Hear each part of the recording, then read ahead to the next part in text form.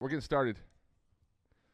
All right, we're kicking off a new feature of XO right now. It's called XO Live, and every week we're coming to you with a live look at what's happening at XO. And I'm so excited. We're in the XO studio, XO Marriage Center, the marriage capital of the world. And if people don't know where we're located, we're just west of the DFW airport in Dallas, Texas. And we are here. We're in a permanent place for XO, and I'm so excited about it. I think it's helpful though for so many people out there that don't know who I am. We have the team here, some of our team here today as well. My parents started this ministry 30 years ago, so it was actually called Family and Marriage Today, and they started this ministry with the hope and dream of reaching the world with the ministry of marriage. My dad had a book called Marriage on the Rock. My mom was not just arm candy; she had a very brilliant way of communicating marriage lessons in a way that was powerful, especially through television. And my dad did most of the teaching, but my mom and dad together in the studio would come around when my dad's teaching, and they would talk about things that most people weren't talking about. And they gave people a real look at what a married couple actually looked like. That was real, raw, relevant.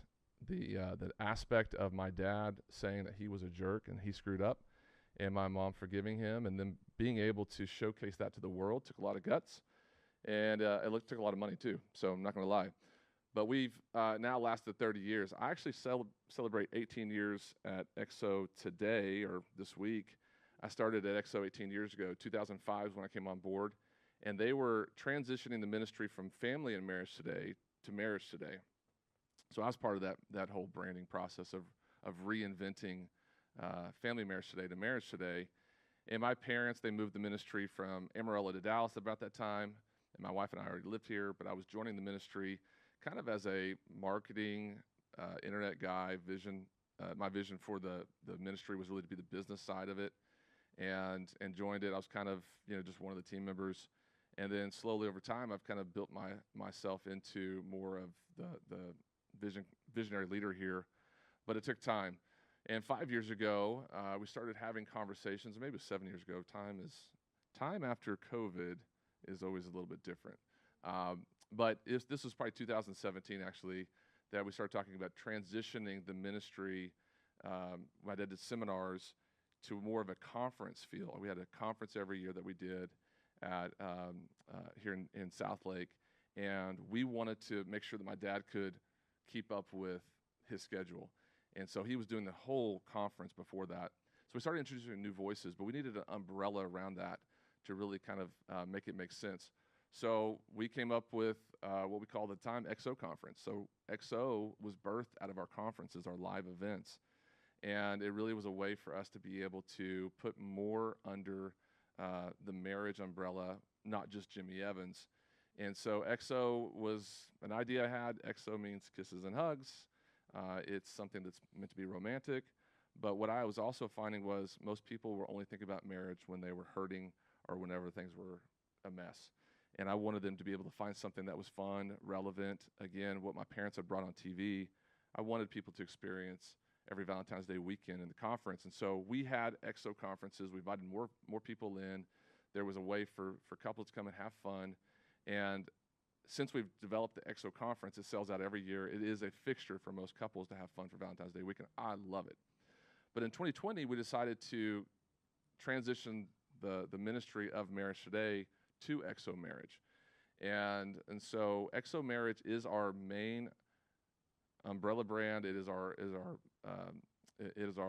front horse, if you will, for everything that we talk about. XO, my big, huge, hairy, audacious goal was that when you said XO, you meant marriage. So you didn't even have to say marriage.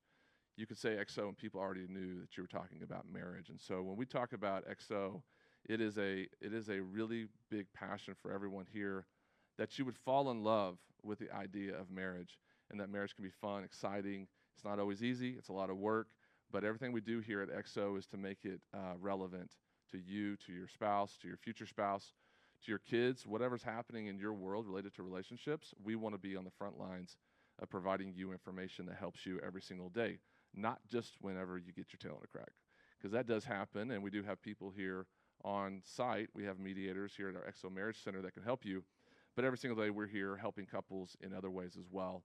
consider us almost like a mass media company that's delivering content through all different channels every single day, helping you live your life on a whole new level. So I'm now the CEO of XO Marriage. I'm extremely honored to be a part of the team. My dad is still around as the president, and my mom is still doing her thing. They have their podcast is called Marriage Today, so they were recording last week new episodes of the Marriage Today podcast under the XO Marriage Podcast Network, and they love it. They still love teaching on marriage, helping couples. My dad's about to turn 70. They just celebrated 50 years of marriage. So if there's ever been a deep well of wisdom in the area of marriage, it is Jimmy and Karen Evans, and you can still hear them through their podcast. We have articles, and of course, you can hear Jimmy Evans speak at the XO Marriage Conference every year. So we are now at the XO Marriage Center, 1021 Grace Lane in the XO Marriage Studio, and we're trying something new here with the XO Live show. So we're trying our best to bring you more real, raw content, and I think it's fun to see what's happening behind the scenes of the ministry and what we're doing here. And so we're talking today about something that I feel like is on the hearts and minds of everyone, which is football and football and relationships. But before I get there, I wanted to talk about our team here. We have a beautiful team. Maybe one of the greatest setups I've ever seen of a team. And we're going to be talking with them today. They're going to jump in on here talking about football. But first, I wanted to mention, because we always say we'll never forget, today is September 11th. And I was asking the team before we started if I should mention something about September 11th. I think it's important. I do. I think it's important that we talk about it every year. We remember what happened because you quickly forget. You forget how much camaraderie and American spirit and Christian, how many churches were filled right after September 11th because you felt a sense of humanity and that we were all sort of vulnerable at that moment. I remember exactly where I was whenever the planes hit the tower. My wife and I were home. She was working from home. I was getting ready for work, and you just had no other choice but to sit there and watch the TV and wonder what in the world was happening. And America was forever changed for that, and we have a nation now that's stronger from it, but it's different. It definitely changed who we are as a nation. And I just want to remember everyone who lost their lives that day. We live in a country where sometimes it feels very divided, but I think we can unite under that one sort of topic that says, we at the end of the day can consolidate around the fact that we are all Americans, and we want to see everyone succeed and not die a tragic death like those people did on 9/11. So hearts and prayers go out to everyone that lost loved ones that day. We do remember, and we honor everyone's sacrifice, especially the firefighters and the first responders there in New York that day. Okay, so we're going to talk about football. Let's go. So this week actually was a very, very good weekend for football for the Evans family. And I would say that we live in South Lake, Texas, home of the Dragons. I've got two boys playing Dragon youth football, 6th grade and 4th grade. And so my 6th grader went in with his team. He's being coached by a guy who used to play in the NFL, which is interesting. I tell him, I said, you don't understand. You've got a former NFL player coaching you. Like that's not a normal thing. And so they won 33-0. That was good. That's a good one. And then my 4th grader, shout out to Luke, he was playing his first tackle football game, and they won 38-0. So South Lake, Carroll, the Young Dragons showed up. But then the Texas-Alabama game. Oh, yeah. What? Were you watching? Of course. I was screaming at my TV Saturday night. Why wouldn't you? I mean, listen, going into Alabama, that was tough. And then, it was down to the wire. But Marcus is talking because he's a UT fan. And is Matthew McConaughey your screensaver? No. Oh, no. Right. Not that far. But I do love UT football. And, yeah, I was going into that game, you never know what's going to happen. And so I was just hoping for a close game, a good game. Last year we came up short in Austin after dominating most of that game. Lost a final few minutes, right? Yes. It was final few. But to see the outcome of this game and just how Texas came ready to play, and Alabama was looking a little rough this year. They were. Quinn Ewers, again, he's a South Lake Dragon quarterback. He looked great. I was not sure I was a believer in him as a UT, like, because he got hurt last year. He looked awesome. The whole team looked great. Great program. They're going to be good this year. And then the Cowboys won 40-0 last night, and I thought that was amazing. Oh, yeah. So good. I couldn't even get over it. I mean, I'm still riding high. It always feels good. I mean, the Cowboys are heartbreakers, and you never know what you're going to get. But when they start off with a win against the Giants away, it was an away game. In the rain. You just know it's going to be a good year because the defense looks so good. But everyone's trying to play it down now. I was watching this morning Get Up and First Take, and Stephen A. Smith is always the first person to jump on the Cowboys when they put a egg out there. But they win 40-0, and he's like, "Calm down, Cowboys fans." And so it's just it's going to be the press. But Yeah. the Cowboys looked great last night. They look great. If their defense can hold it, I mean, defenses win games and win championships. So we'll see. I know Jerry's probably already got the ticker parade like You already ready to know go. The parade route is ready. So we're talking today about football, and we're about to be joined live with Dan Leanne, one of our EXO speakers. He is a brilliant man who loves to talk at our EXO conferences, but also is tightly connected with New Spring Church there. He's on staff at New Spring Church and also with Clemson. He's very close to Clemson. So football is in his blood as well. Even though he's from Australia, he loves football as well. And then right after that, Dave and Ashley Willis are going to join us. So just be aware that we're going to be joined live with them, having conversations about what's going on in their world. I will introduce everyone who's on the couches, so you know. Karina, how are you? Hello. Great. Super excited. So Karina, in a 20-second way, tell what you do here at EXO. I have the honor of working in the publishing department, so I get to help produce all the amazing resources that EXO releases. So have the honor of being able to work with authors and just working with vendors. It's a lot of fun, and I also get to read everything before everyone else reads it. So I've actually read just about every book. Karina is amazing. Thank you. Kimmy, you're up next. Morning. Morning. Hi. Tell everyone what your role is here at EXO. So I get the privilege to work in the development partners department. I am the director of development here at EXO, and what I get to do is really connect our contributors to EXO, give them more insight about what we're doing here, the vision God's given us, moving things forward. I also get the privilege of connecting people who don't know about EXO.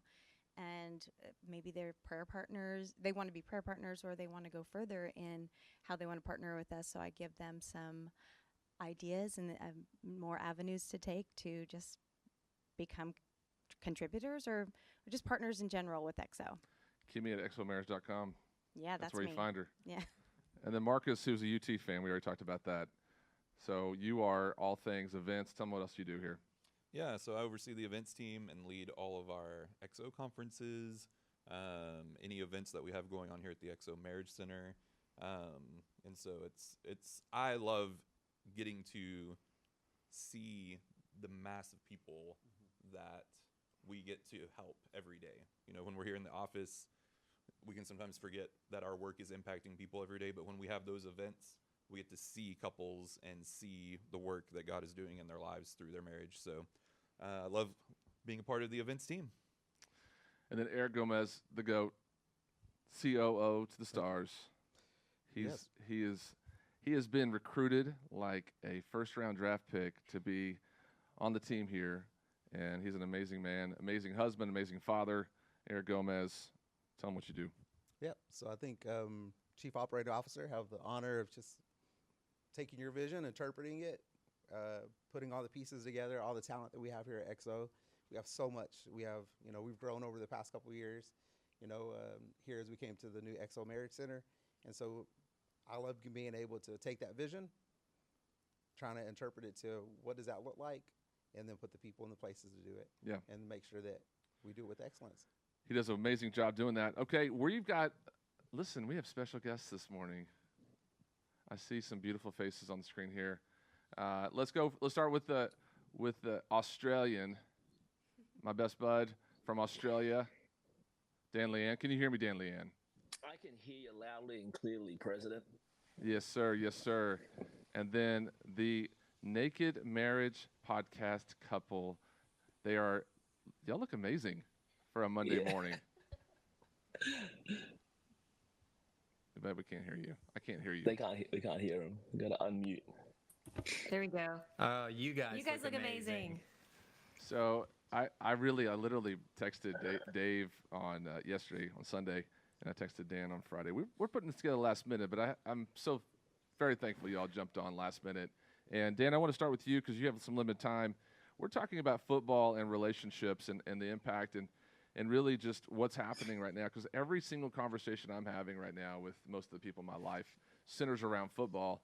And I could just tell you right now that whenever your fantasy team's doing good, you're happier. And then when it's not doing good, sometimes you can start kind of souring the mood throughout the whole family. And then if there's rivalries, like, for example, if you're a Clemson fan and your spouse is not, they went to another school, a competing school, then sometimes that can lead to some interesting dynamics in relationships. So first of all, welcome, Dan, and talk about what your viewpoint is on XO first and then football and relationships second.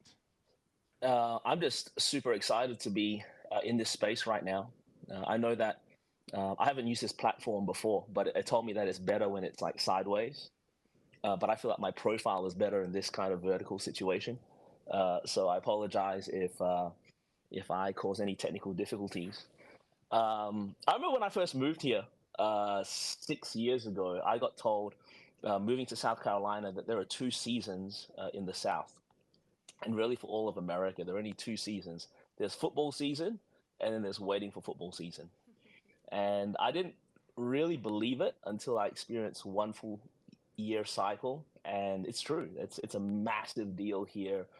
And it doesn't impact everyone, but I'd say the vast majority in some way, shape, or form is impacted by, the coming and going of this season. And I just say this all the time. I say it from the pulpit, and I say it even privately. As someone who gets to work with a college football team, as someone who gets to work with football players around the nation. In fact, that's the reason I'm in Pittsburgh right now, because I went along to a Pittsburgh Steelers game yesterday, had one of my kids from my small group play for the Steelers, 2 kids play for the 49ers. And as my speaking schedule goes, I kind of line it up with different NFL games to catch up with my boys. And so that's kind of part of the reason why I'm here in Pittsburgh right now. Football is a great game. Like, my family has fallen in love with football. Basketball is cool. I'm sure hockey is great, if you're in a part of America that's really cold. But football is a great game. It's a great game, but a terrible God. And you got to understand that we make things gods real quick. You don't have to fashion an idol and put it in the corner of your living room to make that a god. A god is anything that you make the most of in your life. And whatever you make the most of in your life turns around and defines you. It defends your peace. It delights your soul, and it directs your steps. So that's how you really kind of like test what your God really is. Mm-hmm. What defines you, what defends your peace, what delights your soul the most, and what directs your steps. And even though a lot of people would roll around and maybe mark Jesus or Christianity as their God on a census, when you really look at someone's life and see how much of their peace and how much of their joy and how much of their identity is connected to a football team, sometimes the idolatry of football is revealed. And so it's real, it's prevalent, whether you're living in cowboy country where you are, Brent, whether you're down, what's down in Augusta, Georgia? I don't know what the Willises have got down there. I know that Kentucky, they got a lot of basketball up there, and but wherever you are, it's prevalent. And this is what I just always say: it's a great game, but a terrible God. And if you find it being too big in your life, just make sure that you rank football behind Jesus. Just whatever you do, whether it's your so how do you do that? Well, if football, if it is too big in your life, and your team lost on Sunday, and you're still grumpy at your wife on Monday night, if you're arguing about it That on happens. Tuesday. That happens. You know for what I'm sure. saying? Yes, And it's I do. real. Like it's and again, this is not to condemn. It's just it's a good revealer. It's a good revealer. And every single day, when Jesus revealed idolatry, he does it with the rich young ruler. It starts with this phrase: He looks at this young man with love. Whenever Jesus calls out idolatry, it's not because he's jealous or insecure. It's because he just hates you having your heart delighted by, your peace defended by, your soul defined by, and your steps directed by anything that isn't God. And so he's just like trying to let you know, hey, I love you so much. So let's work out how to get this God from position number one. And so just first and foremost, just make sure that um, the primary the center point of your family. Yeah, football is cool, but it's really a reason to get together as a family and to enjoy something together. Okay. Well, I think pastors use can football. Yeah. Well, I think I see pastors see that firsthand because if there's a Cowboys game at noon on Sunday, there is a literal downgrade in the attendance of churches. I mean, the people prioritize football over church for sure, and especially if it's a home team or a big game. And I think a lot of times pastors feel like they're always struggling to connect with their congregants in the midst of football season. And I had this crazy idea. It's like, why not just shift service times to accommodate? If the Cowboys have a noon opener, just do a 8 and 10 a.m. To say, hey, come to church before you go to the Cowboy game. Is that a crazy idea? I don't have as big an issue because we see that in the South. Where I am, I'm in South Carolina. We don't have NFL teams, but we have Clemson football. We have South Carolina football. Coastal Carolina has been good historically and in the last couple of years, and so there's a lot of people who lean into football. I don't get that. I don't get that worked up about our attendance numbers. Do fluctuate a little bit depending on if there's like a late game the night before, and you'll see a little bit of a lighter crowd at 9:15, and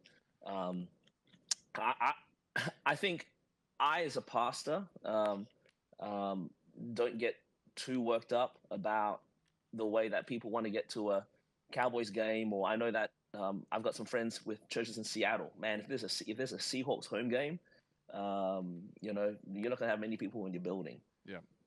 That ebbs and flows. I think it's still. I think it might be symptomatic of something larger.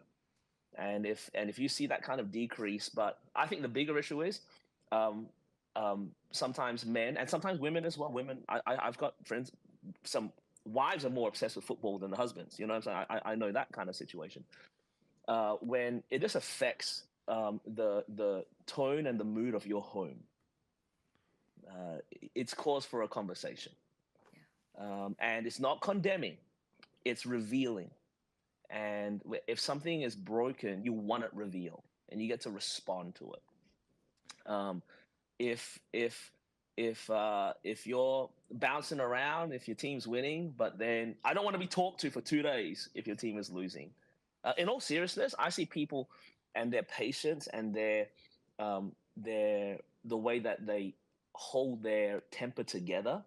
Yes, massively. And if it's affected by football, it's revealing something. If you're spending all your spare time, if you're spending all your spare money, if you're distracted, sitting around at date night, just basically making last-minute changes in your fantasy team because Joe Burrow got off to a bad start this year. Like if that kind of stuff is impacting, a really bad start this year. A really bad start. That was a bad draft pick for some people. I feel like Brent wants to turn this into a fantasy football conversation. Well, it's just I don't have Joe Burrow in any of my 3 leagues, but everyone who had him, that's me over here. Yeah, that's right.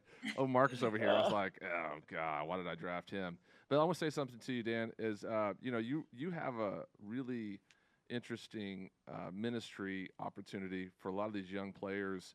And the divorce rate in the NFL is sometimes up to 80%.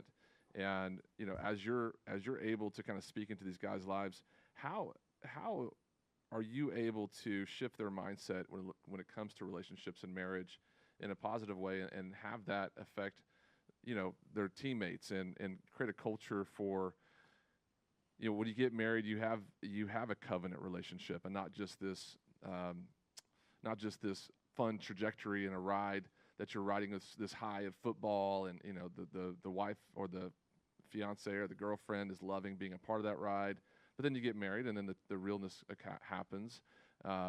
We've had some NFL people either on the conference panel or interacted. I know Dave and Ashley probably have had interviews as well with people in the NFL or professional sports. The divorce rate is so horrific. How are you finding success in coaching these guys, these young men, in relationships? Yeah, I have over the last couple of years um, um, had the opportunity to do premarital counseling for like 5 active players in the league right now. I've done the wedding for 4, and I do the same premarital counseling with all of them. There's a lot of stuff we've talked about this year in XO, a lot of stuff that I've learned from you and your dad, Jimmy, just over the last couple of years, and what does it really mean to serve each other, and how, I've said I've stolen it like it's mine. You have a 100% chance of success if you do it God's way. And so I'm just thinking about one specific kid that I journeyed with, met him as a freshman, and saw him meet Jesus and grow massively in the Lord. And then watch him and his then girlfriend just journey towards marriage. And it was really cool because I heard actually recently on a podcast that he did, he was asked about why he married so young. And it was so cool for him to, and my heart starts racing because I'm going, all right, this is like the test. Like, did he actually pay attention? And he was saying, if you do it God's way, it's the greatest thing you'll experience. And he did admit, hey, sometimes I do think, because he gets teased a little bit because, he's probably 22, 23 right now. And a lot of his friends are out there enjoying other things, that are on offer to NFL players. And he was honest. He said, you know what? I honestly think about that sometimes. I think about like what life would be like if I didn't do this. And then I look at what I've got, and I would choose this every day of the week. That's good. And it's cool. So I tell the young men the same thing as I tell anyone that I have an opportunity to speak into their marriage, that if you center this thing around Jesus, you're literally stepping into a beautiful gift, that if you never get married in life, you know what I'm saying, you can live life to the absolute full. Abundance is for you. But if you so choose to step into this gift that God gave you, it'll be the sweetest thing that you taste this side of eternity if you do it God's way. If you serve each other well, and so yeah, a big part of what I do is spending time trying to pastor and mentor young men. A lot of them, because of their Sunday schedules, can't get along to church. I do my best to try to get them connected to a local church on a Sunday when they're out of season. But for the husband and the wife, to keep Jesus as the center point. And side note, because it is a crazy ride, it's amazing how you see the guys who have Jesus at the center point of the relationship and the guys who are working that out. And you can see the fluctuations just so much smaller with the guys who keep Jesus as the rock. I've been encouraged because my son, Reed, has been a part of this Ryan Roberts quarterback program. And they do a 2-hour training every week. They end this group training with a devotional. And he spends time actively, speaking into the lives, putting Jesus at the forefront. And Quinn Ewers was a part of this program. And Ryan Roberts reposted this clip after the Alabama game this weekend, where Quinn was basically just giving God glory. And, on the biggest stage they could possibly have, he was glorifying God.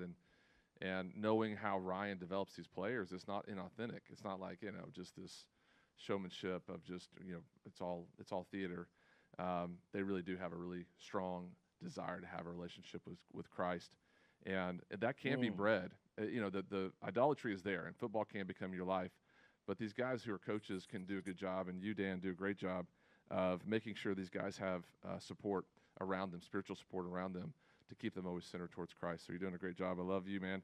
Hey, you have a book coming out with us in February on joy, so I'm excited about that. And you're also it's a long time coming. It's been like a couple of years since my joy message. I'm bringing it back and preaching it like it's the first time I've ever done it. It's an amazing message. And then you're gonna be in Lakeland, Florida, with us coming up.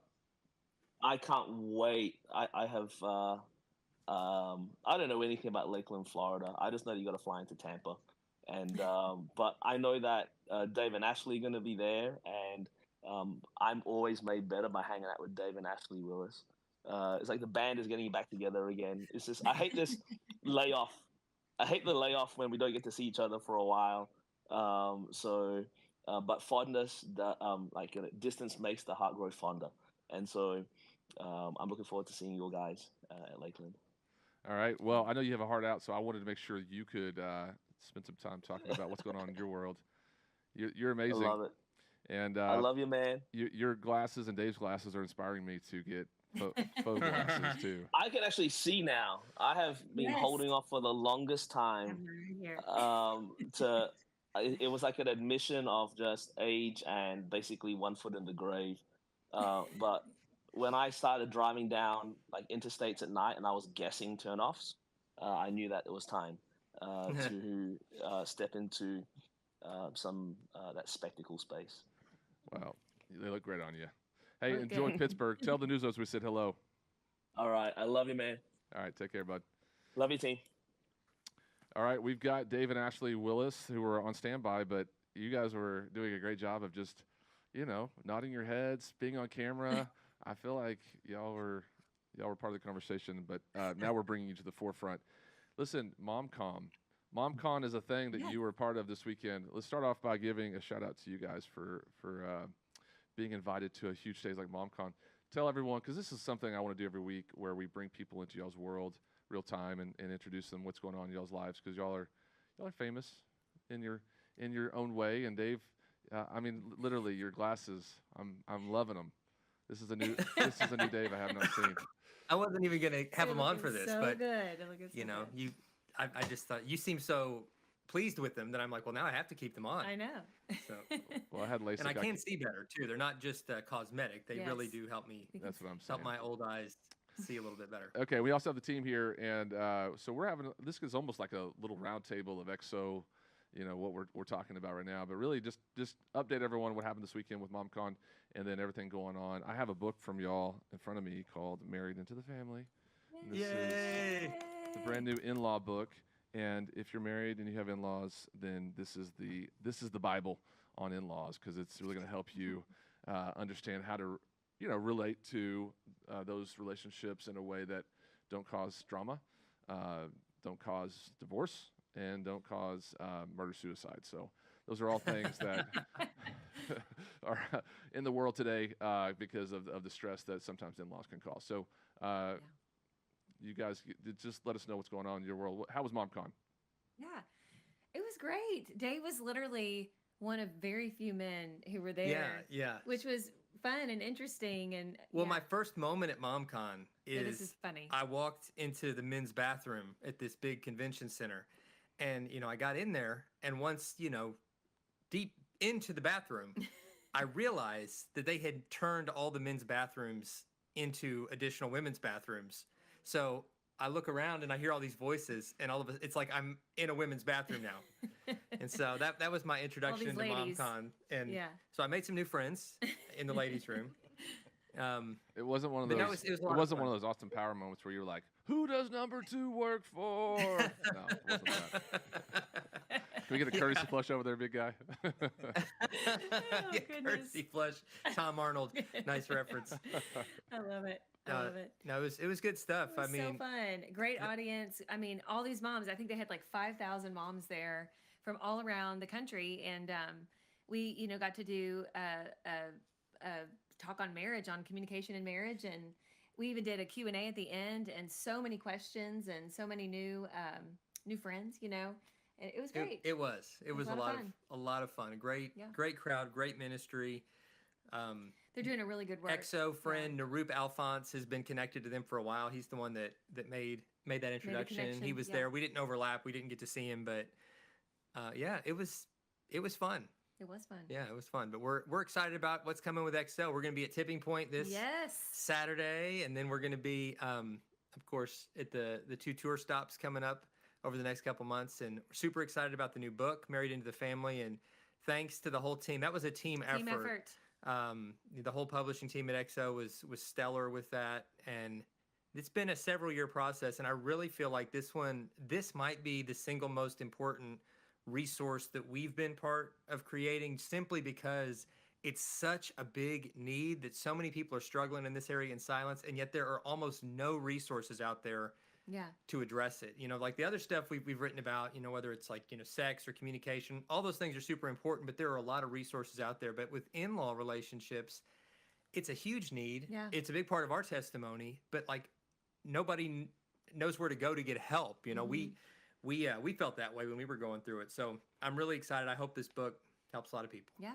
It will. It's fantastic. Karina's in the room. She knows how good it is.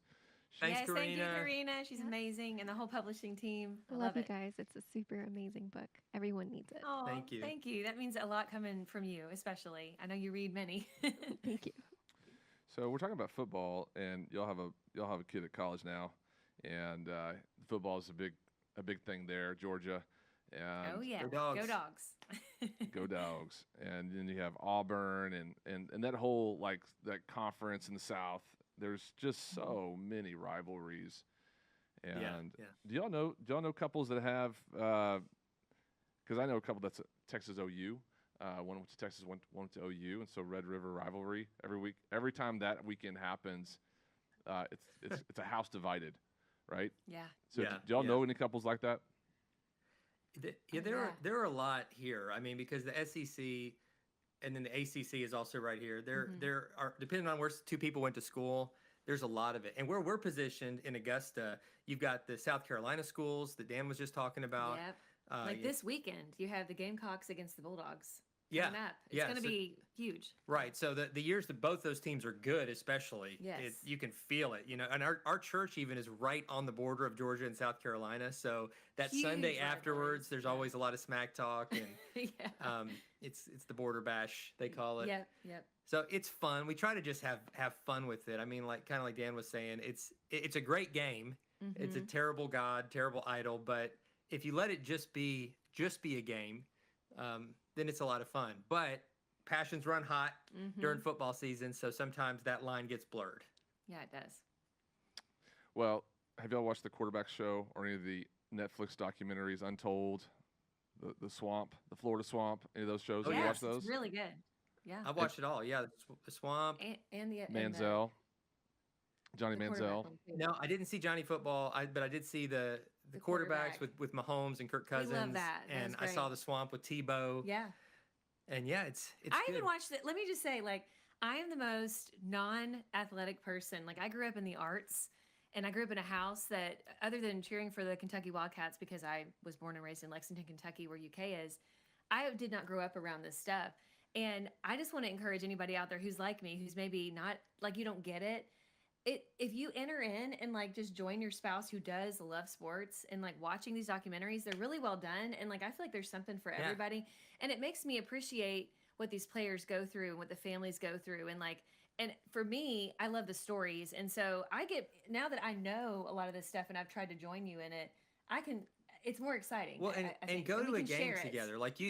if a couple just says, "Well, that's his thing or her thing," and Which I'm not going I to be used involved. to do. But Yeah. the more you can just enter into each other's worlds, with Ashley, I'll do stuff that she's into that Yeah. I would have had no interest in, or watch shows that I didn't have interest in, and then end up enjoying it because it's something we do together. Yeah. She went to an NFL game with me once, and I remember her kind of reluctantly going, "This is lame." Begrudgingly. But I'm telling you, by the end of that game, and it was a great game, and It was a the home great team game. won on this last-minute long field goal. The crowds were screaming, high-fiving, and she looked at me with this joy in her face, and she said, "I get it now." It was I'm hugging this strangers. moment. I where loved it. It was she great. got it. I'm like, yes, that's it was great. That's what I wanted you to experience. That's Yes. And kinda even where I we're looking am. forward to going to some dog games. So yeah. Yes, I agree with you guys. I feel like everything you just said is what I've been experiencing. My husband has good. been a huge football fan all his life. My family did not really watch football at all. He was always said, Yeah. "Oh, my family just doesn't watch sports." It was almost not a prideful thing to say, but just "Oh, that's not us." So I don't understand no, what you're exactly. Yeah. saying. And so when Mark and I got married, it was such a big part of it was like Christmas morning for him, every single day when football season started. And I loved seeing the joy and just sitting there on the couch with him watching the games was so fun. And then this year, I decided maybe I should join fantasy football because he's in like Aw. 2 leagues every single year. And let me just see like what the hype is about. And so it's been so fun. And I actually saw a video that was like, don't, instead of like criticizing or feeling like your spouse's hobbies don't relate to you at all, like maybe just try to learn why they enjoy it and see like maybe you'll get to enjoy it too. And exactly what you said, just like spending that time together is just so fun. Yeah.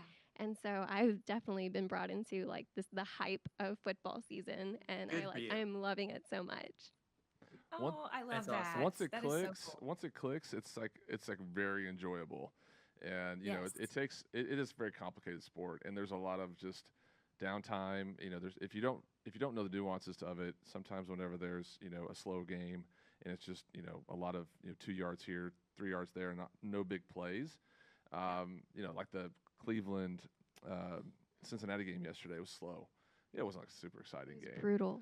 But then the 49ers were lighting up the Steelers, and you got these games that go all out. But if you don't know what's going on and you just know some of the players' names, it's super confusing. And then the offensive side is more sexy than the defensive side when it comes to cameras and names and those sorts of things. But the football season itself, once it happens, it's like a tsunami of just like activity for everything. I have a question for you, since we're getting into the parenting space. You guys have a new parenting podcast coming out, don't you? This is a plug. We do. This is me plugging the new parenting podcast. I love it. Just lobbing it up for you guys. And Thank you. I love it. We're so excited. You want to tell them about it, sweetie? I would be delighted. So it is called Parenting Uncovered. We were going to call it Naked Parenting, but it just felt a The little legal creepy to have department got naked- involved in that. Yeah, the legal department right, said, right. So we backed off that, but The parenting little nod to naked uncovered. marriage. Yeah, it's kind of a little nod, Yeah. but it also, we're going to reveal the truths about parenting. We're Sure. going to uncover them together, and And uncomplicated. I think, yeah. because I know for us personally, I mean, parenting's been a journey. I think for all of us, if we're being honest, it's lots of ups and downs. And it, sometimes you can feel like, am I the only one? And we want to just say like, no, you're not the only one. Like, let's look at these things. Let's talk about anything and everything. So, Okay, Yeah, let's, and it's- let's we've start already off with this recorded question. a lot of I have a fun. question for you. Just this Yes. is a precursor to the Parenting Uncovered podcast. Okay, so I'm trying to motivate my kids in sports with money. How much is too much? Right. So, Well, it depends. Are you creating like a name, image, likeness, like an NIL sort of thing where you're going to say, for every time I post a picture of you on Facebook or Instagram, I'm going to pay you for your likeness Oh for my every good play? gosh. Or is it more, I'm saying like, that this Look at weekend, economy. this was Luke's first tackle football game, and I said, listen, it's $10 a sack, $20 an interception, $100 a touchdown. I said, it's just for this game only. Wow. And he goes, well, if I get 4 touchdowns, that's a VR headset. And I said, listen, let's just start with the first touchdown, okay? And I knew my money was safe, right? This was his first touchdown. He's just learning right now. Sorry, Luke. Yeah, Luke's Sorry, great. Luke. He did great. He had a sack and a fumble recovery, but Wow. but he's just learning. And the team is very serious here in South Lake, as you guys know. oh, yeah, So- the Dragons are, Definitely. yeah, I- it's big time. Yeah, the I'm whole trying to environment. figure out what's motivating and what's demotivating when it comes to money and sports. And Mhm. I just didn't know if you guys have found the secret formula for, like, do you go big, or is that just going to frustrate them? Well, I think I don't know. That's a good every kid's question. different. We've tried different motivations. And see with our kids too.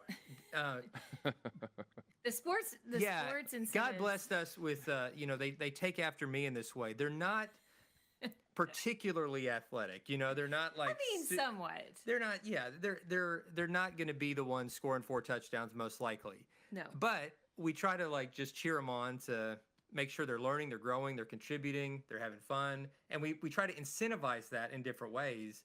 But like the pay per play contract sort of stuff, for some kids that works. For some kids, that can discourage them if they feel like they're not measuring up. And so it's a lot of trial and error. It's a lot of experimentation of what's going to work. Sometimes it's just giving them extra video game time for doing this. For every Yeah. Like minute what's of the time you leverage? spend practicing Yeah. or whatever, you're going to get this much time extra playing games or something. like and that. and what's going to motivate each kid is a little bit different. But yeah, find what's going to motivate your kid, and Yeah. what works with one isn't always going to work with another. And And what works with one in one season isn't always going to work with them in the next season. And so you got to just kind of keep your thumb on the pulse. So how much is too much? I don't know. That's up to you guys, really. I think it's going to vary.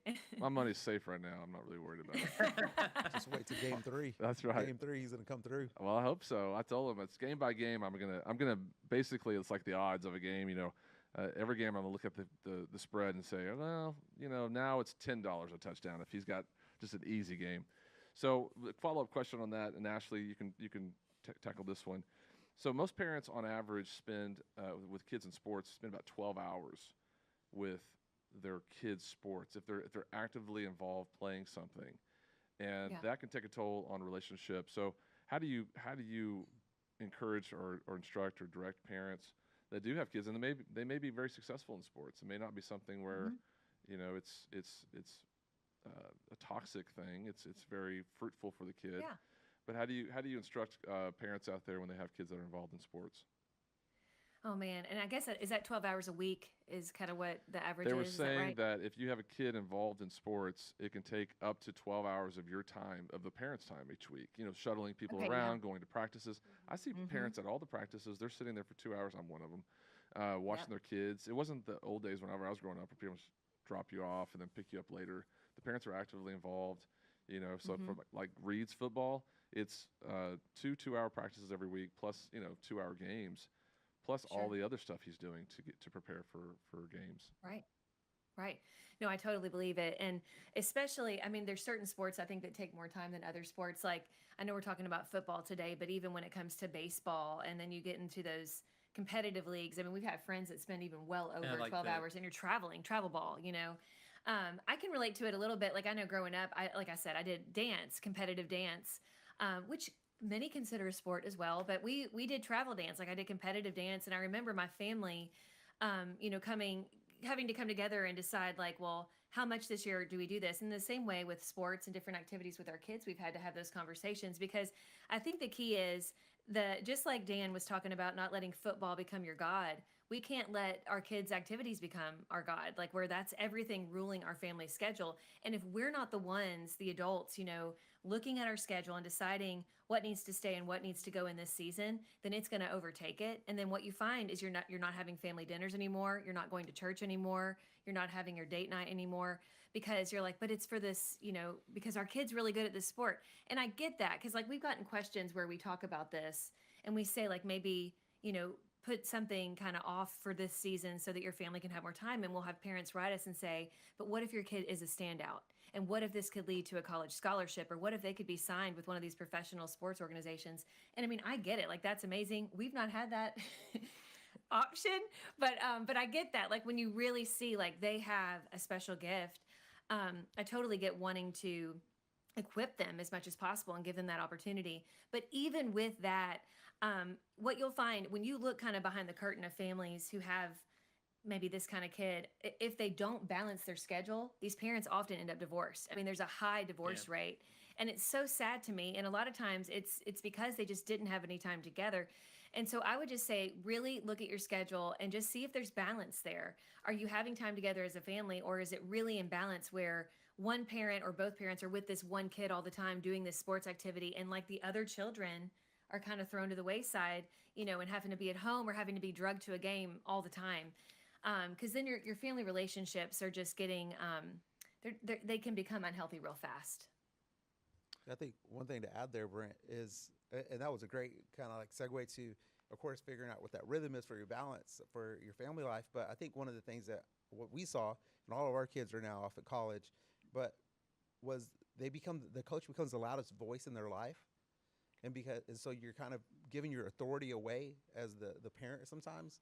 And so whenever you come back to your table or you come back to a moment, you're like, hey, this is what we do. This is our family culture.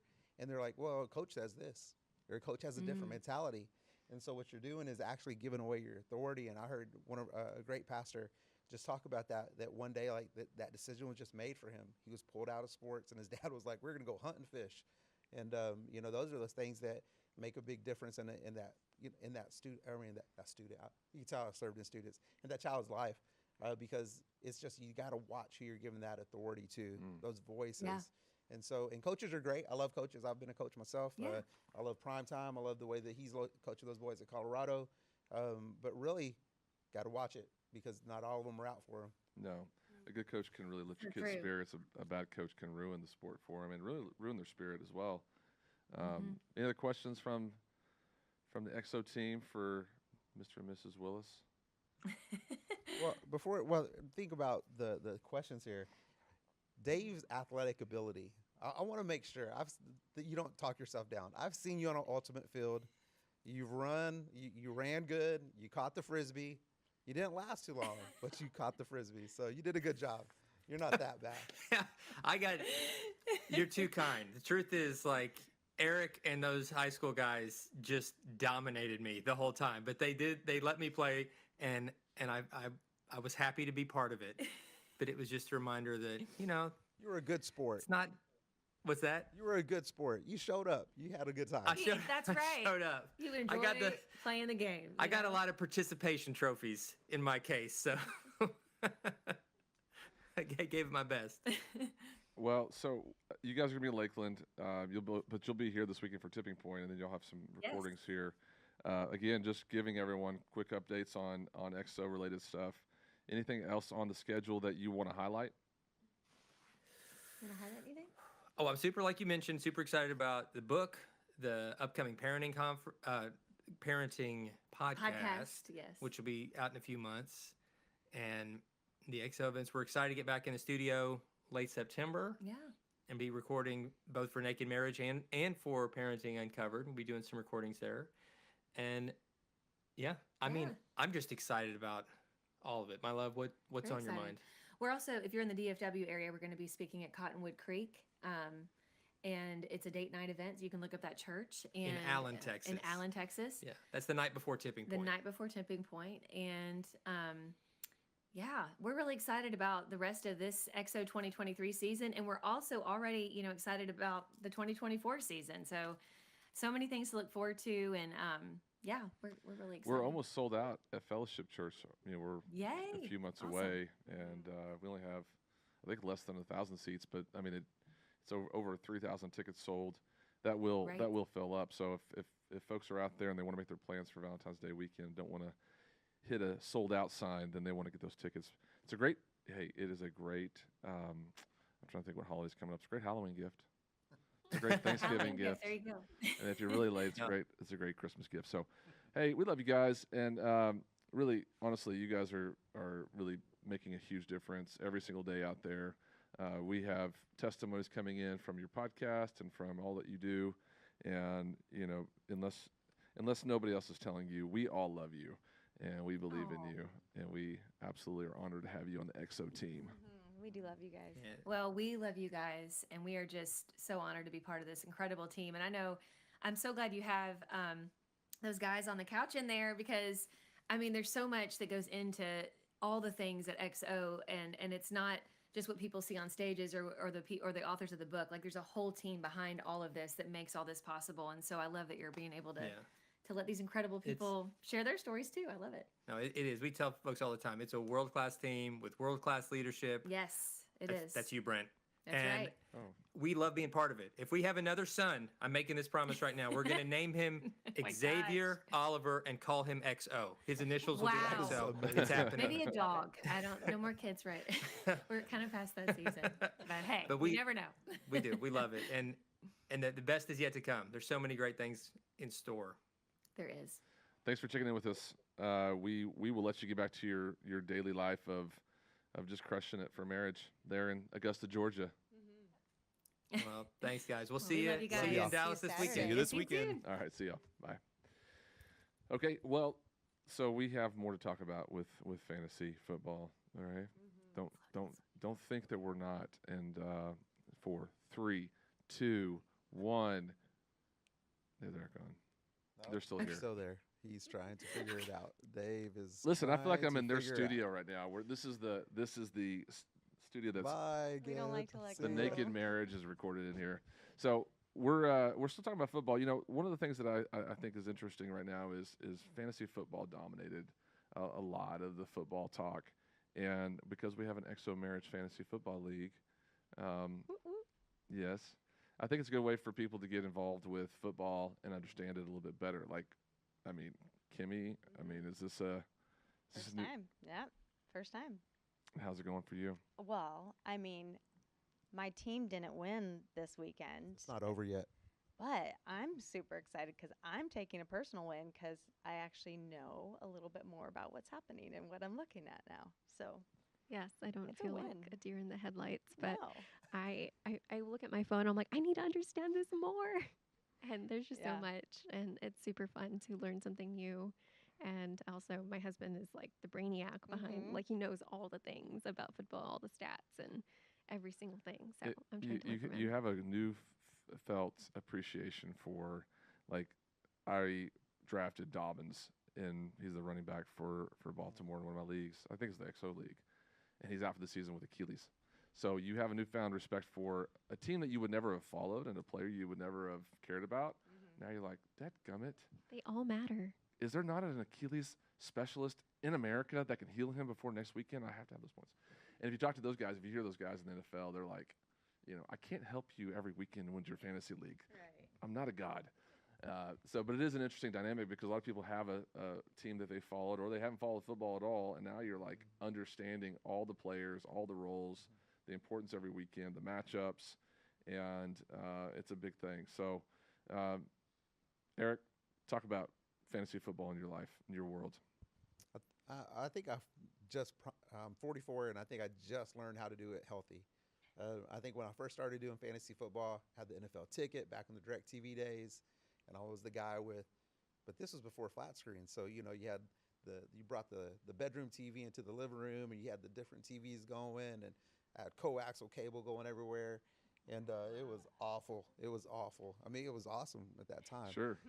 You are showing your age here. Yes, I don't mind. Coaxial I don't mind. cable. Coaxial cables, the splitters, and all that stuff.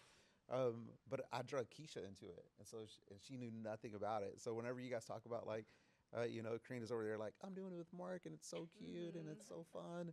Keisha hated it, and it was because I completely just dominated Sunday with it, and so that was before smartphones. So. There was no way to check your scores. I mean, you're trying to, look at the scores or watch the screen and do your calculations in your head on pencil and paper. And so, but it's been fun. I've played fantasy football all these years. Absolutely sport nut. Just love it.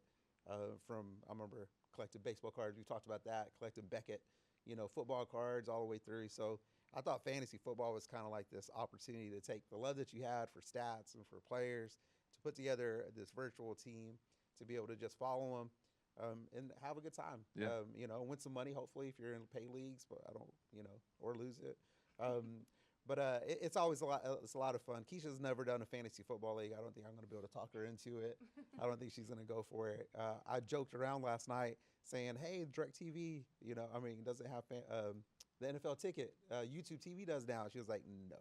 I was so stressed out yesterday because we have YouTube TV, and it was game time, and all the games are going, and I have all these players, and I'm like, how am I supposed to keep track of all of them all at once? And it was kind of overwhelming, but yeah. And I wonder how many times you look at your phone per day. Like when you play fantasy football, how often are you opening the app? Oh, I think my see, phone said yeah. 8 hours. Oh yeah, I reached out to Marcus. Okay, how do I do this? What app do I need? Kim was texting me yesterday. What app do I download? Yes. I've got to check my scores. We're traveling. I can't watch the games. I need to be able to know a little bit of what's going on. It makes it fun. You also feel a little bit like a nerd. I feel like a nerd sometimes because I'm all into the data and the stats. And so I'm also in a fantasy baseball league, and it starts in like April. So fantasy baseball is way more involved. And you have to set your lineup every day because there's pitchers rotating and there's all these sorts of things. It came down. So I'm in a 12-team league. So it came down to this last week. You play for a week. All of your stats accumulate. I was on the cusp of sixth place, right? And I needed to like make it and beat out the people who are in seventh and eighth place and all the points accumulation. And it came down to last night. I was refreshing my phone, going, okay. If they get this number, then I'm good. If they get, and I was sitting there going, I am completely a lunatic for something that makes no difference in my life. I mean, there's a little money involved, and it's an ego thing. But to sit there and refresh, there's probably mice in a cage somewhere that they're using fantasy football apps and they're seeing like how addictive they are for it. And I'm that guy that's like the poster child for addiction on fantasy apps for Yahoo and for ESPN, because I just can't stand not getting the latest updates on there and figure out where I am. And I'm always going to other teams and doing the beautiful mind thing. And then I realized yesterday it is the worst parenting for me as a father, seeing my son, who's now 11, into fantasy football. It was 12:30, and he was having a meltdown because Joe Burrows and all these other players were doing terrible. And he was like, "That's it. I'm going to lose. I'm going to lose this week." I was like, "Dude, there's still a lot of football left." And while I'm telling him all this, I'm like sitting there going, all the emotions that he's having, I'm having too, just a little bit more mature. And that's our society right now. We're living in a society that's all built upon the emotions of an imaginary game. Yes, exactly. It's not imaginary.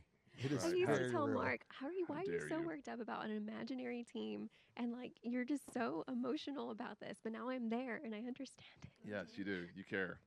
You care Do- so much. Have you gotten involved in the weekly like FanDuel or DraftKings or anything like that? Yeah, come on, DraftKings. Let's be a sponsor of XO Live. Come on. Yeah, I wish I was better at it. I wish I was better at it. The truth is that there are guys out there that will set, no lie, hundreds of lineups. They have computer systems, and they'll just run like massive amounts of lineups. A lot of times, if you'll see like the top leaderboards, there'll be guys that have the same spot in the top, like third, fourth, fifth, or they'll have like a few in the top, because they just set these algorithms for lineups because you have a budget, right? So you have like $6,000. I can't remember what the budget is, maybe more than that. And you can only spend a certain amount on QBs, a certain amount on RBs, wide receivers. So everyone has the same amount of money, and every player is worth a certain amount of money. So if you want Jalen Hurts, it's going to cost you X amount of dollars. So you might have to, if you want another couple of studs on there, you may have to go to a Brock Purdy or something. That's not no knock on Brock Shots Purdy. fired. Shots No, fired. I like Brock Purdy. He did great yesterday. He did. But you might have to go to a lower quarterback, and if you want to get a stud wide receiver in there or like a stud tight end. But then it really is, at the end of the day, you're trying to find a few of those dark horses of fantasy that are on the fringe that could go off because of the conditions, or they could just be a waste of money. And you'll find the people that win have a few fixtures of talent in their lineup based upon the price points, and then they're just flooding every other position with flyers. They're basically gambling. And you're competing against all those people, especially in tournaments. They say tournaments are dumb money. Like, you just don't want to, that's not where you want to put your money. The best is like 50-50 heads up. I'm talking like I know all this stuff. I gotta play all the I time. asked you Sounds one scary, question, and intimidating. do you work for them? If you have a gambling addiction, call 1-800. I forgot the number. I forgot the number too. So- But I think you're onto something, because I know that there's a lot more younger people doing that, right? And sports betting used to be just like, hey, if you're in Vegas, you head to the Bellagio, head to the sports bar, you're able to do it. But now, because it's all on the phone, I mean, you can gamble. And now they're even give you free money. So, hey, we're going to give you $25 free to play this week. And, you can multiply it, and get some, if you get it to a certain amount, then you can withdraw it. Yeah. And so I'm kind of curious to see, like, in the future, like, especially with a lot of the young guys now doing this now, as opposed to just free Yahoo back in the day, fantasy leagues, is, what's going to be the outcome, the result of this in 10 years from now, whenever you're married. And it's not $5 free dollars; it's your salary of $150, $250 buy-in for the week. And what does that look like as they move forward? Because I think that maybe that's going to be a slippery slope in 10 years. The same thing with video gaming. It was for us, Xbox Live wasn't too big of a deal, but now it's a big deal in marriages. Yeah. And so kind of curious what that does. Fantasy football, the DraftKings. There's guys that study it. They know it so well, and so if you study it, you can be pretty good. You have to grind it out. It's not going to be something where you'll have up weeks and down weeks, but you can make a little bit of money on there. And if you hit a big tournament or something like that, it's attractive enough for some of those guys to put some money into it. But it's like anything else. I think it's fun. So sometimes I'll set a budget of, I'll just put $100, right, and I'll enter about 5 or 6 tournaments, and I've done well in some of them. And some weeks it's like, well, I would have spent that playing golf. I mean, like, whatever. It's just entertainment. And so, but then I found out that it's just like, I feel like a clown. I feel like we talked about that. Joaquin Phoenix and the Joker putting on the makeup clown. I'm the guy that's just giving everyone the money. Sometimes that's the way I feel because I don't have time to study it. Like there's guys that wake up, they're studying it all week. They wake up on Sunday morning. They are ready to go, and they are studying spreadsheets, stats. They're looking at weather reports. They're looking at any sort of TMZ article about somebody that was up all night partying. They have insider news, late breaking news, and they are ready to go. And then here's me that's like, I better set a lineup before church, and so I'm just like, I like this guy, and then I'm just the one just donating the money to the pool. And then there's guys that bet on stuff, crazy stuff like what's the color of Gatorade, or will the mascot be wearing this version of the mascot outfit, and there's major money being spent on the stupidest things ever when it comes to football, and that's when you know you're a gambler. You just like to gamble. That's Karina in about 2 years from now. Karina's going to be that. Yes, I'm going off the deep end. I was just thinking, I don't know how I feel about investing so much money into something, but I don't know. Mark and I maybe we'll get to that talk in a few years. I don't know. The time Yeah. part of it, I don't Yeah. understand investing that much time into something like that. I don't have the time. That's what I'm saying. You have to spend an inordinate what's the word I'm looking for? Karina, help me out here. A crazy amount of time on that in order to do well, and so you're studying, a bunch of stats. I have a couple of websites that I follow, and so they kind of feed me their expert news, and I'm happy to be able to just sort of glean from their knowledge and all their work. But essentially, if I'm looking at their stuff, then everybody else is looking at their stuff. And so what I realized is if they have a DraftKings lineup that they're giving you, well, I mean, if they knew, then they would keep it to themselves and they would make $1 million every weekend. So you're really having to take some cues from what they're saying and then add your own knowledge to it.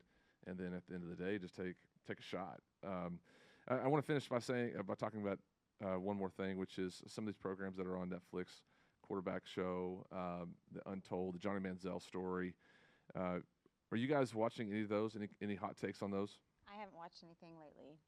So yes, I'm halfway through the Swamp series, but I've watched the Johnny Manziel and the Quarterbacks, and I think that shows like that, when you get to see the personal side of people, just like watching Hard Knocks, different series that bring you into the behind the scenes of what's going on in team dynamics, what's going on in people's personal lives.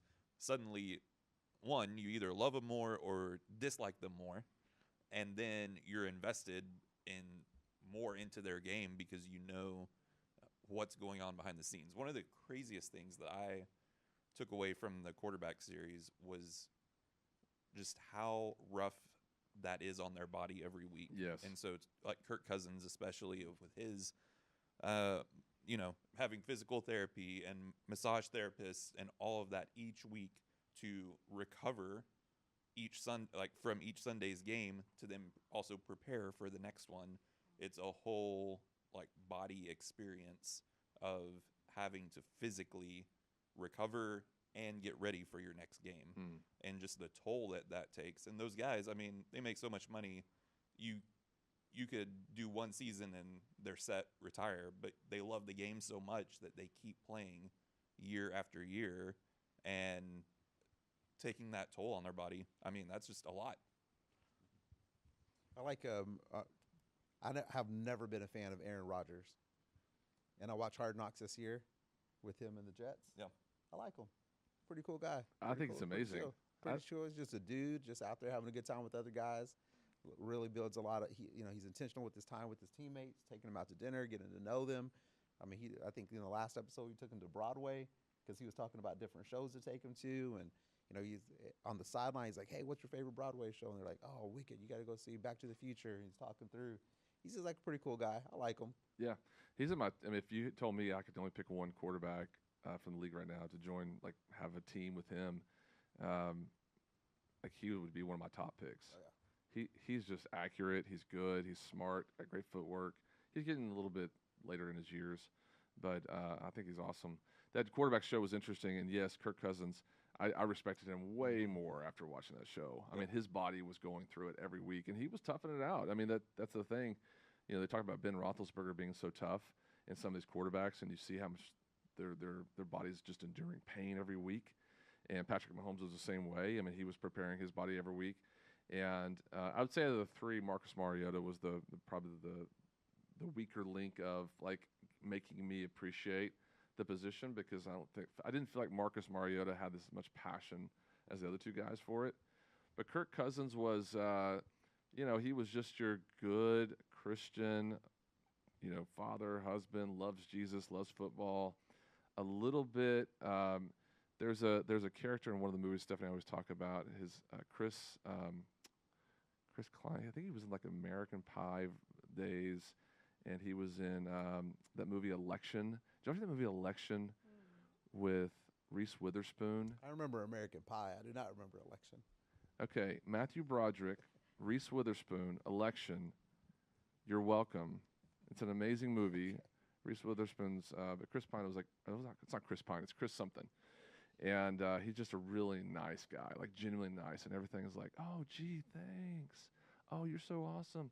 And so that's what Kirk Cousins is to me, is just everything's so nice. He's so great, so happy, so positive, but not in a negative way, in a very positive way. I respected him way more, because that's a tough role. He doesn't care about the flash. His wife dresses him. He drives like a really basic car. He lives in Minnesota where it's not super fancy. His house is normal. But yet there's only 32 of those guys in America that start on Sunday, and he's one of them, and he's tough. And I respect him way more. But what about, though, so you have Kirk Cousins on one side of the spectrum, and then on the other side of the spectrum, you have Manziel, right? And so he goes on his show on Netflix, it's one of the best ones that I've watched. And your heart breaks for him even more, because he hasn't figured it out. You can tell like he's still in a bad space in his head. And, whenever he's talking about that, so on one of the stories he talks about is the Browns game where he's in Vegas. I think it's on a Saturday night. Or was it the Combine? No, it was the Combine. He was about to go do a workout. And he's not going to make it back for the Combine. Or he's going to make it back, but he's just had a all-nighter.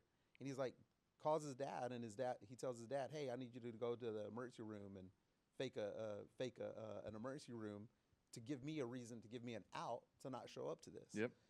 And there's zero remorse while he's telling this story. He is just telling it like it is just okay. And I think as you're watching that, you're like, oh my goodness, this guy still has not figured it out. Out of the league, I know he's getting awards and he's getting recognized at A&M and things, but it's still heartbreaking to watch that mental health side of it, because he just has not matured. He hasn't come through yet. And I don't know, maybe it's not maturity, maybe it's something to do with, I know mental health. And Jimmy and Irene were here last week doing XO, their 2 = 1 podcast. They talked a lot about mental health, about, hey, it's okay to go ask for help. It's okay if you have to get on medication. But it was real sad to watch, the Manziel one. The Manziel one was really heartbreaking. What's crazy about that story is that, as an NFL quarterback, I mean, you're being paid millions and millions of dollars, and all those guys you hear from Tom Brady all the way to whoever is in the world of that NFL, quarterback situation, they're watching so much film, so much tape. And Johnny Manziel on that documentary said, "Do you know how much tape I watched?" Zero. And that's what was, when he did that, I was like, oh, okay, he was just completely unprepared. He was just not mature enough to handle what it takes to be an NFL quarterback. He had the talent. Okay. He did. He was really good. I mean, he had the talent. He just went, I think, he was microwaved instead of baked. And so in college world, his lifestyle went from zero to hero. And he was a little G God in a universe of College Station that really elevates you to godlike status quickly if you're doing well. And then he just went on a tear, and life. I guess his dad was on that show, and who was there to tell him, like, you're being a knucklehead? No one was. Everyone was just finding other ways and loopholes to continue the gig, right? Even the signing the autographs on the footballs. Yep. He found a way around that. His best friend was like, "Hey, I'm going to send him a different way so the NCAA doesn't catch us on this one now." Yep. It was all enabling. Everyone enabled him. No one actually put their foot down and said, "This is not good for you, Johnny." Everyone was just like, "Let's find ways for him to continue to be Johnny football." Yeah. Well, we wish him the best in We do, Scottsdale, I'm hoping. Scottsdale, Arizona. He's out there. He's still trying to make it. I think he has a career still left if he wants to do coaching or do some things around football. He's not even that old. I think he could possibly even.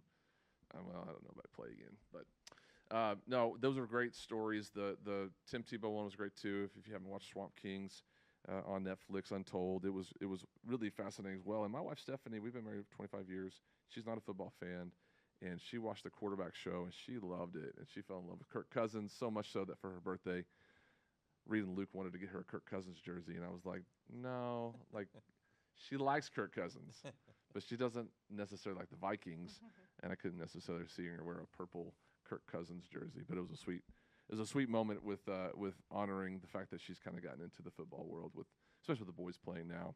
She's really involved, and so football is our life. We have boys playing. We're into fantasy football. We talk about football a lot, and I thought it was interesting today just to have a conversation about what that means in the world of relationships, because it's definitely something that I'm facing and a lot of other people are facing as well. Hey, we're at XO Marriage Center, and if you see this cup I'm drinking out of, it's XO Press. We actually have a fantastic first-class coffee shop here, little place for you to come, grab a coffee or an iced beverage. We have iced beverages as well. I will stake my claim and my reputation on the fact that we have some of the best coffee and drinks in the area, better than Starbucks, better than all those other goofballs out there trying to sell you their beans. Ours are the best. We have the best team here delivering drinks. You can come, free Wi-Fi, and this hat I'm wearing is actually designed by the beautiful mind of Eric Gomez. He's been putting together the XO logo on some gear, and these Travis Matthews hats he helped design. We're gonna do some more of these, and we're gonna have them available for sale coming up here at the XO Press. If you like what you see, we're gonna do some dragon colors. And I know I'm a model. I'm a great model for these hats. That's exactly what I was thinking. Yeah. I was like, it's a good head. Yeah, it's just gonna sell right off my head. But we're gonna be having some swag here, some merchandise for you as well for the XO Press. So just come by and see the building. We have a fantastic space here that we're doing our operations from, headquarters, but also ministry. So we have a classroom here as well, and this podcast studio and a mediation center where we help couples every single week get stronger in their relationships. And so shout out to the team here. I got Taiwan on my left, you can't see on camera, but and I didn't put any pressure on him to pull stuff up today, but he's here for the logistics of the big LED screen, as well as the behind the scenes team here. We got Jonathan and Christian.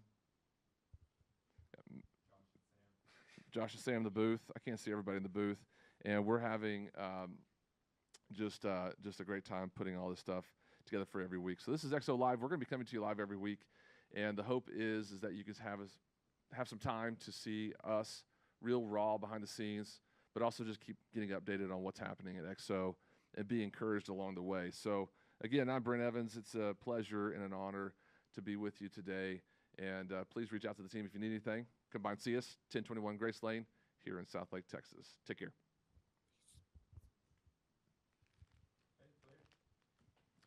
That was an hour and 17 minutes full of fun. It was fun. It was fun. It was fun. It was fun. It was fun. It was fun. It was fun. It was fun. It was fun.